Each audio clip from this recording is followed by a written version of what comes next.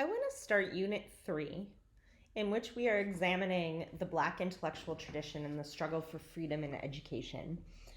I want to start with a timeline because I want to resituate us in a bit of US history broadly to understand the world, the timeline of the world in which the Black intellectuals and teachers we encounter in this unit are living, and to remind us of the timeline and, in fact, how compressed it is for at their end of the timeline, right? I want to remind us that in 1619 was the arrival of the first enslaved people from Africa brought to the English colony of Virginia, right? The US was not a nation yet.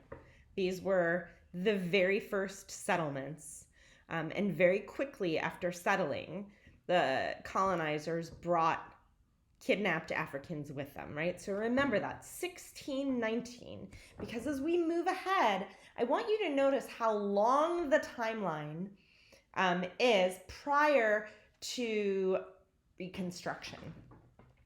If we zoom, if we keep moving, right, before there were laws for education, as I've mentioned several times. There were laws against education for enslaved people, right? In response to a rebellion in South Carolina, laws were passed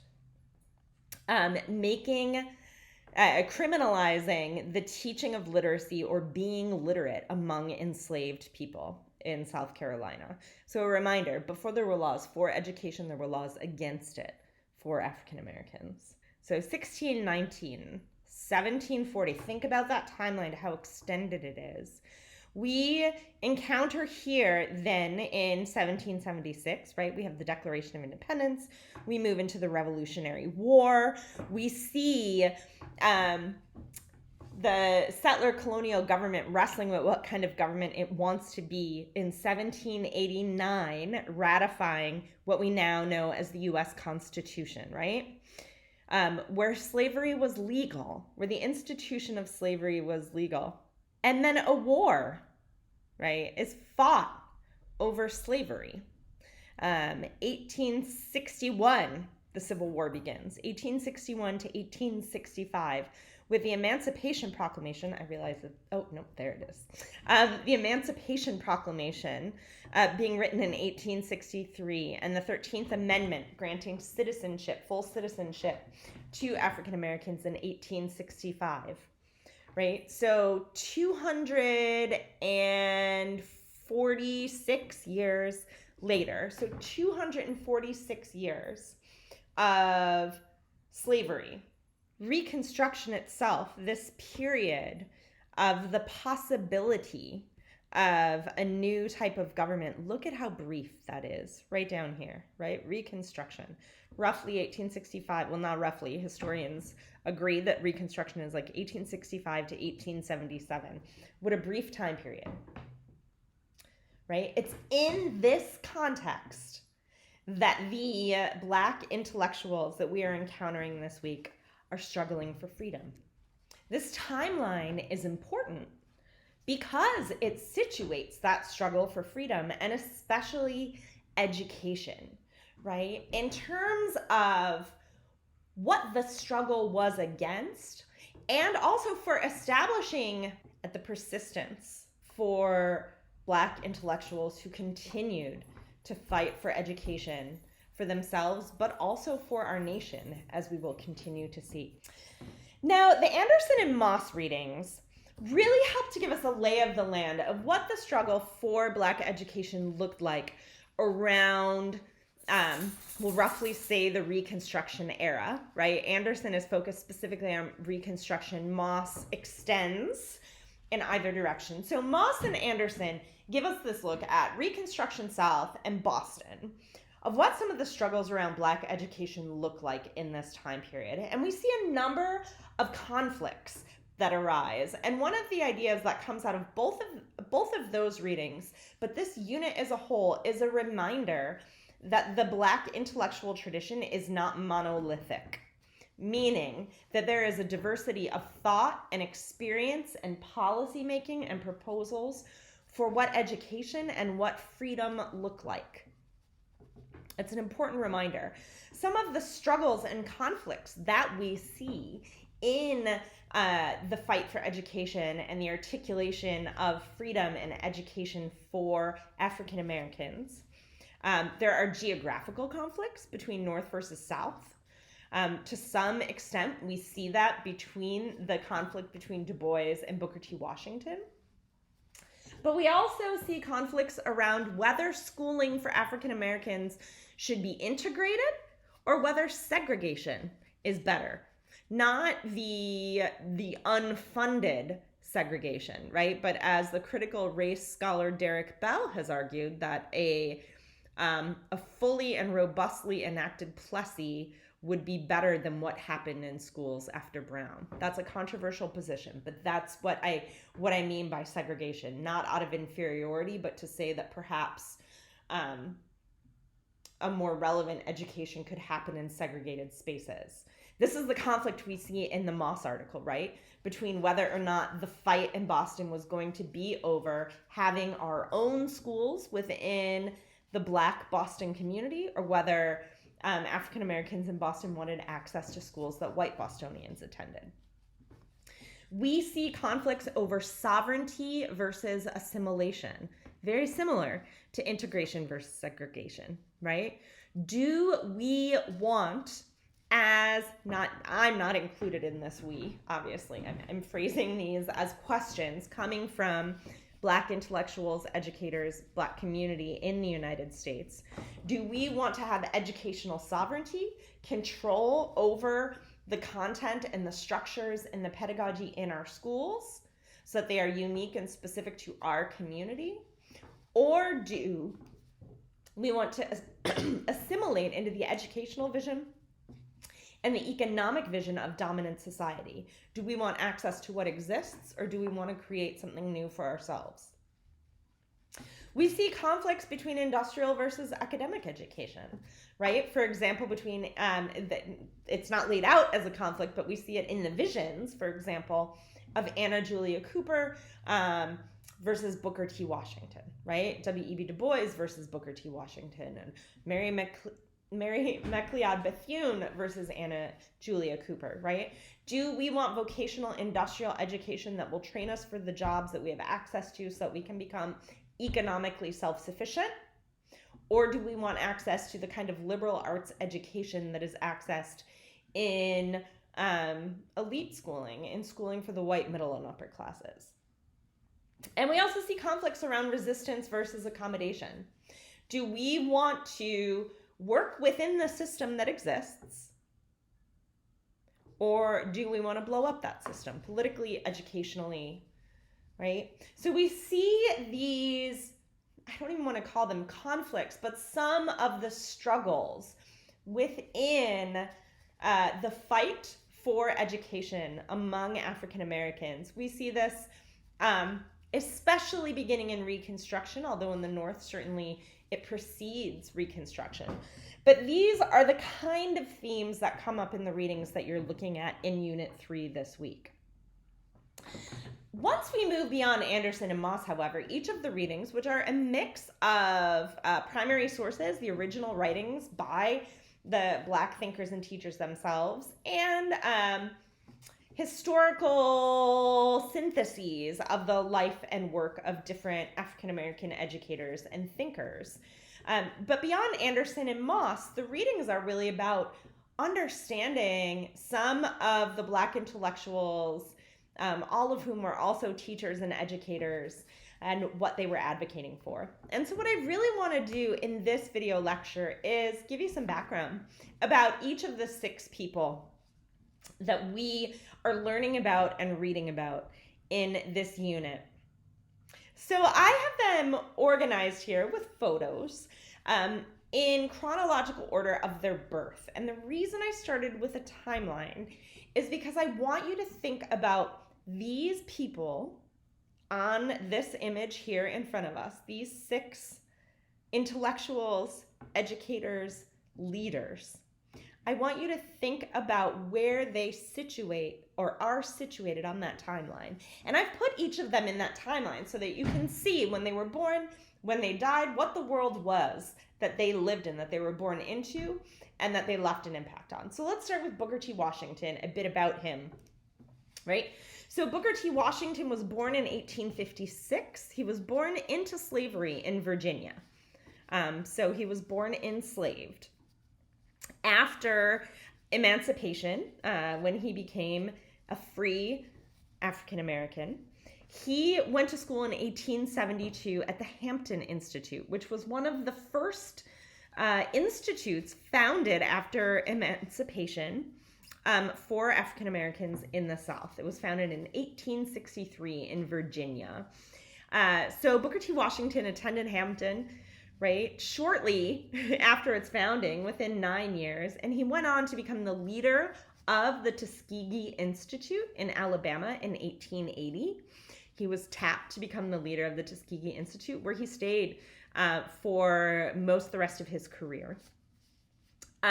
Booker T. Washington, so he was born as an enslaved person. And when he died in 1915, it was World War I. Think about the world shift that occurred from his birth to his death and where his work is situated in that. Okay, so next we have Anna Julia Cooper. Anna Julia Cooper, like Booker T. Washington, because she was born 2 years later, was born into slavery in Raleigh, North Carolina. She too, after emancipation, quickly pursued an education.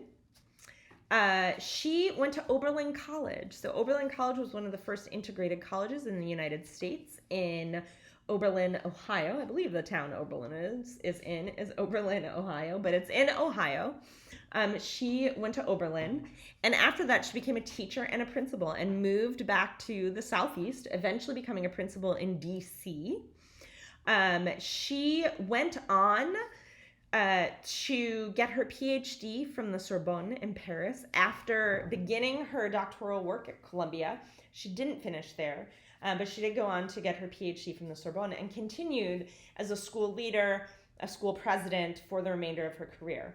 Anna Julia Cooper died in 1964 when the Civil Rights Act was passed.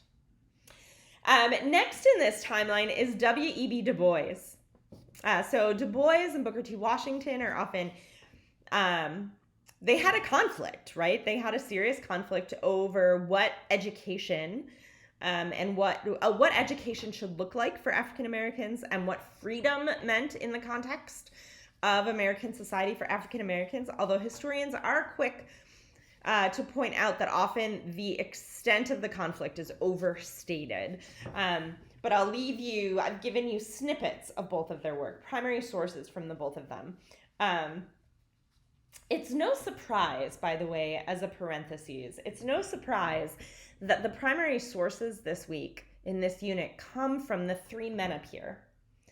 And that the three men are far better known than the women that are up here. And we're going to talk about intersectionality in a moment and how that plays into the Black intellectual tradition. But for Booker T. Washington, W.E.B. Du Bois, and Carter G. Woodson, we are looking at what they wrote themselves. For Anna Julia Cooper, Mary McLeod Bethune, and Septima Clark, we are looking at what other people wrote about them. We'll actually come back to Septima Clark in a later unit where we'll get to look at some of her own words, but it's much harder to access and to find widely circulated primary documents from Anna Julia Cooper and Mary McLeod Bethune. And yet they were really influential.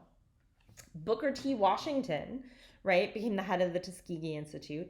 Anna Julia Cooper, she too was a school leader in D.C., a high school principal, and later at a secondary institute as well. W.E.B. Du Bois, unlike Booker T. Washington and Anna Julia Cooper, was born free.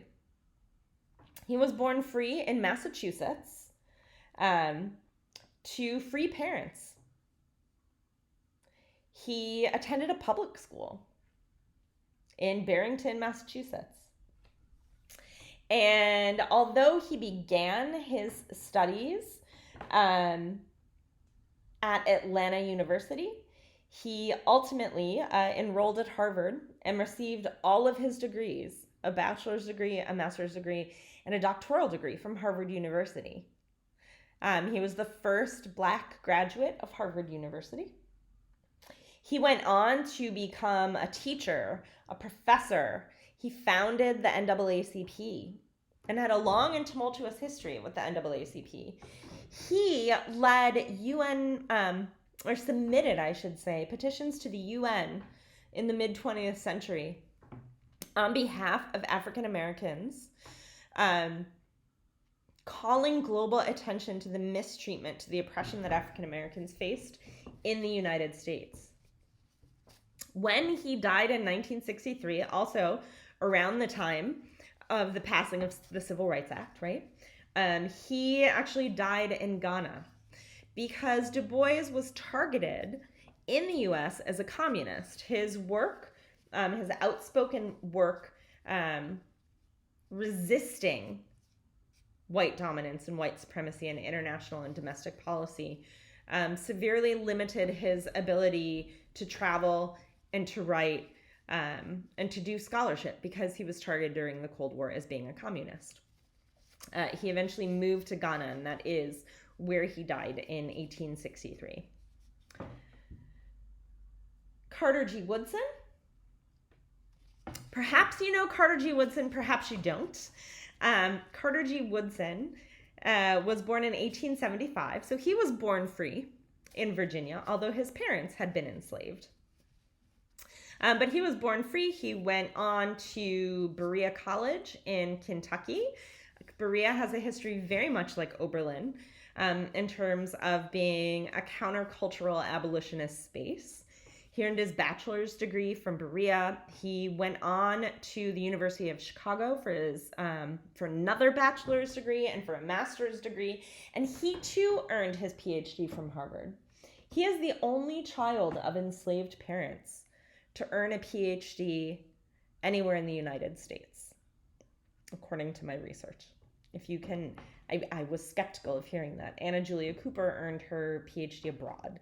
So, but in my own research, this is what I found out about Carter G. Woodson. So his book, which you read an excerpt from, The Miseducation of the Negro, is, in educational circles at least, quite famous. Carter G. Woodson is considered the father of Black history, or the grandfather of Black history. He founded the Association for the Study of African American Life and History, the Journal of Negro History, organizations and journals that continue to exist today.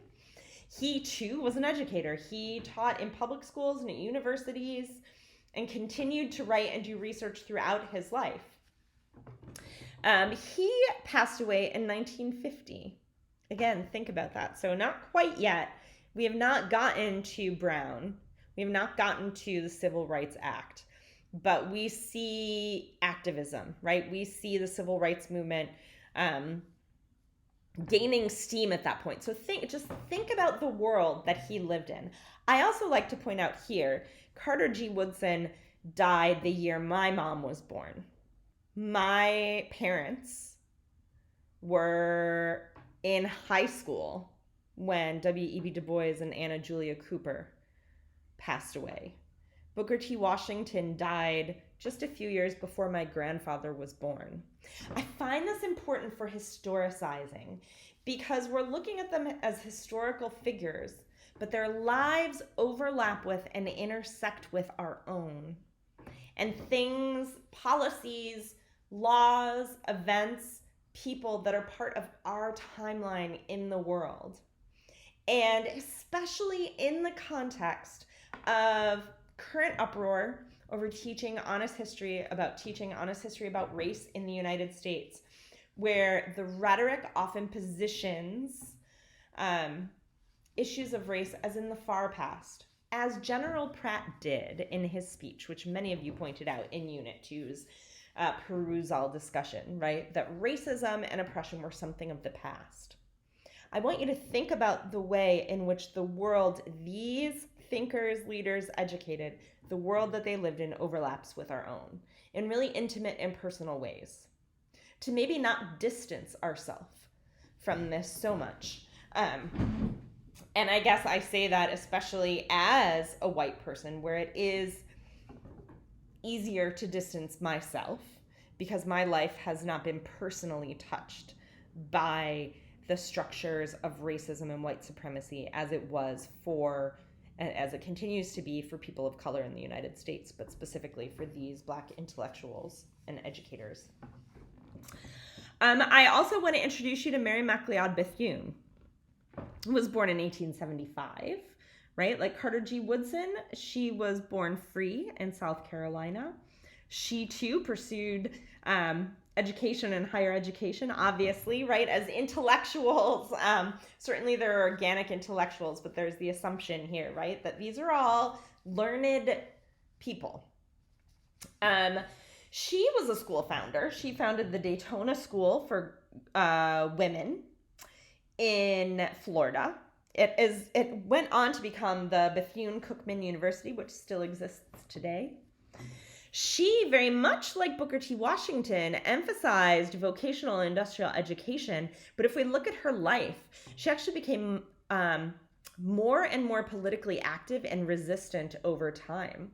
So she became a president of the Association for the Study of African American Life and History, the Black History organization that Carter G. Woodson founded. She became president of that and was the longest running president. She died in 1955, right? So a year after Brown v. Board was passed, after segregation officially ended. And then we can look at Septima Clark, who in many ways is of a different generation than these 5 other educators, thinkers, leaders. She was born in 1898 in South Carolina. She was born free in South Carolina. Her father had been enslaved, but her mother was a free African American, but who had grown up in Haiti. So Septima Clark has a really different upbringing. She and W.E.B. Du Bois are sort of outliers here in terms of their upbringing. She was a teacher in South Carolina, in the Sea Islands of South Carolina. For many years, she studied at Fisk University with Du Bois. She studied with him. She got her master's degree at Hampton, the same school that Booker T. Washington attended. She was active and a leader in the NAACP, the organization that W.E.B. Du Bois founded. She was also active in the Southern Christian Leadership Conference, at Highlander Folk School. We'll learn about Highlander Folk School in a future session. And she passed away in 1987. I was 10 when Septima Clark passed away. So as you're reading the work this week, in this unit, both these thinker, leader, teachers' own words and words written about them, as you learn about their visions for education and for freedom for Black Americans, I want you to remember, that they're people, right? And people whose lives overlap with our own national timeline, obviously, that's why I started there. But in terms of us being alive, the history in which we live, where do they overlap with us? I also want you to notice, as you're reading their visions of education and freedom, how much of what they're proposing and debating and doing is the work that we're still doing today as educators. And I don't mean that, certainly I could say that in a depressing way, but I mean that in a way of honor, right? That if we look, for example, at the work of Septima Clark, we see the roots of culturally relevant pedagogy. If we look at the writings of Carter G. Woodson, we see the roots of critical history today. If we look at the work of Anna Julia Cooper, we see parallels to the claimant, to like anti-tracking, right? That no, regardless of who you are, you should have access to all aspects of education. If we look at the work of Booker T. Washington and Mary MacLeod Bethune, we see a continued call to the practical, right? That college matters and liberal arts matter, and also economic self-sufficiency matters, right? We see these same concerns. We see these same topics. We see the same work that we're engaged in today. And so part of the question in this week, our big question about what do we owe as educators, and I would add as specifically as justice-oriented educators, what do we owe to not just the Black intellectual tradition as an abstract thing, but to these teachers, to these thinkers, to these forefathers and foremothers in our justice work within schools. I hope that as you read their words and engage in this unit, that it also, well, certainly they are wrestling with the inequalities and oppressions and issues raised in Unit 1 and Unit 2. I also hope that their words and the histories about them feel different. That as you read them, you get a sense of work and hopefulness and struggle and movement and complexity. I want to raise one more issue, however, and that's around intersectionality. So let me go back. I began a few minutes ago by pointing out that we are reading the words of Washington, Du Bois, and Woodson, but we're reading about Clark, Bethune, and Cooper, and that's likely no accident. In each of Cooper, Bethune, and Clark's histories, as they're told, we encounter intersectionality. And I'm not going to show you this video. I do have it linked in D2L. But if you've never watched Kim Crenshaw, who is considered the thinker who kind of coined the term intersectionality, if you've never seen her TED Talk, I highly recommend it, because she makes clear that intersectionality is more than just saying we have multiple dimensions to our identities. That's true. We all do in the world, right? We all have multiple dimensions to our identities and to who we are. But what Kim Crenshaw makes clear is that intersectionality is not just about the fact that we are complex people with complex identities, but more specifically, that those identities intersect, and that they intersect to create unique forms of oppression. So in her own work as a lawyer and a legal scholar, she begins the story in this TED Talk with a story of workplace discrimination and how a case was getting thrown out because it could neither be proven that it was race-based or gender-based, but specifically what she wanted to show was that the discrimination that this person faced was specifically because she was a Black woman.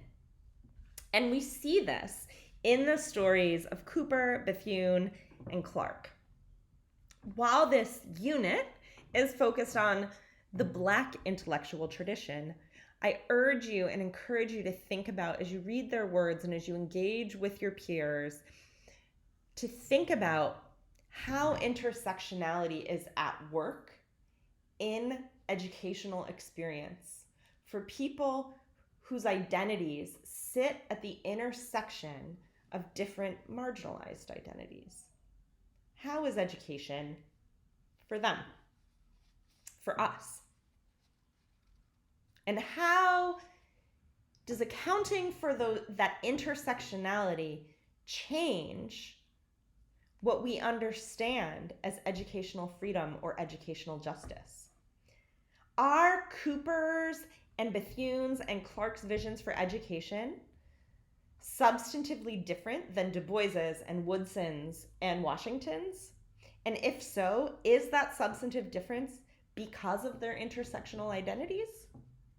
These are some of the questions that I want you to wrestle with as you read this unit's historical narratives and primary sources.